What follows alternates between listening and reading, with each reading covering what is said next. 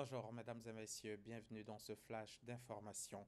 Le roi du Maroc qui est à Abidjan depuis vendredi pour une visite de travail et d'amitié en Côte d'Ivoire sera reçu ce lundi au palais de la présidence de la République où il aura un tête-à-tête avec le chef de l'État, le président Alassane Ouattara, et où plusieurs accords bilatéraux seront signés. Dans le domaine agricole, la Côte d'Ivoire vend le SARA au SIA 2017, le Salon international de l'agriculture, qui a ouvert ses portes samedi à Paris en France. Le ministre de l'Agriculture et du Développement rural, Mamadou Sangafoua Coulibaly, multiplie les rencontres pour faire la promotion du Salon de l'agriculture et des ressources animales d'Abidjan. Il a invité 240 entreprises françaises à y prendre part. Adama Koné depuis Paris. Derrière un salon peut se trouver un autre salon. Le Salon international de l'agriculture de Paris, une bonne vitrine pour vendre le Salon international de l'agriculture et des ressources animales d'Abidjan, SARA 2017. Le ministre Mamadou Sangafoua Coulibaly n'hésite pas à démarcher l'association pour le développement des échanges internationaux de produits et techniques agroalimentaires ADEPTA. Après 2 heures d'entretien, résultat. Cette année, ce rendez-vous est particulièrement important puisque il y a la perspective de cette nouvelle édition du SARA, après l'édition de 2015 en 2017, qui est un rendez-vous extrêmement important pour les entreprises de l'agriculture et de l'agroalimentaire française. La Côte d'Ivoire a un rôle de leader qu'elle est en train de reprendre après les années difficiles qu'elle a connues dans la CEDEAO. Jouant la carte de la proximité, le ministre ivoirien frappe à la porte du Mali voisin.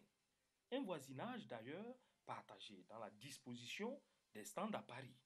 Et Ouattara qui est en train d'être préparé, je pense que ça va être un espace extrêmement important pour partager ce savoir technologique et technique. Le Mali peut tirer le maximum avec la Côte d'Ivoire sur le plan technologique, surtout en arboriculture fruitière. Dans la stratégie de porte-à-porte du ministre, les rapports entre la Côte d'Ivoire et le Maroc, dont le roi est en séjour actuellement à Abidjan, se prolongent au bord de la Seine. Le pays qui garde un bon souvenir du SARA 2015 entend être davantage visible en 2017. Nous considérons que nous sommes dans un autre pays, nous allons être présents parce qu'on a une forte coopération. Nous avons prochainement une visite de délégation que nous allons travailler, préparer notre participation au même niveau, sinon on va l'améliorer.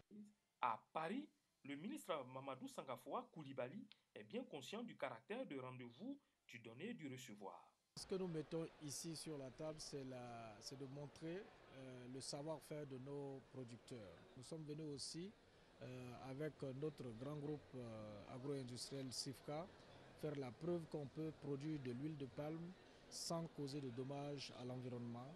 En retour, ce que nous attendons, c'est toujours des investissements notamment du secteur privé. Nous voulons les encourager à investir sur place pour la transformation de nos produits agricoles, mais aussi nous voulons aussi qu'ils viennent nous aider à améliorer l'offre de services agricoles. Le Salon international de l'agriculture de Paris, ouvert le samedi 25 février, ferme ses portes le dimanche 5 mars prochain.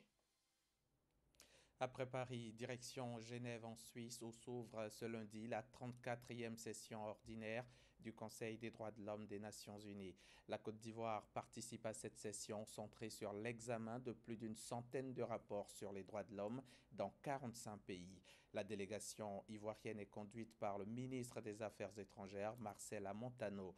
Arrivé ce dimanche en Suisse, il s'est entretenu avec les agents de la mission permanente de la Côte d'Ivoire auprès de l'Office des Nations Unies. Cette session est importante pour la Côte d'Ivoire qui, je le rappelle, est candidate au siège de membre non permanent du Conseil de sécurité de l'ONU pour la période 2018-2019. Un policier a déjoué une attaque suicide dimanche soir à Constantine, dans l'est de l'Algérie. Un kamikaze muni d'une ceinture d'explosifs aurait tenté de pénétrer dans un commissariat. Au moment de l'attaque, une forte explosion a été entendue près de ce commissariat du centre de Constantine. Plusieurs policiers ont été blessés, mais aucun mort n'est à déplorer. Le parquet a ouvert une enquête selon la Direction générale de la Sûreté nationale.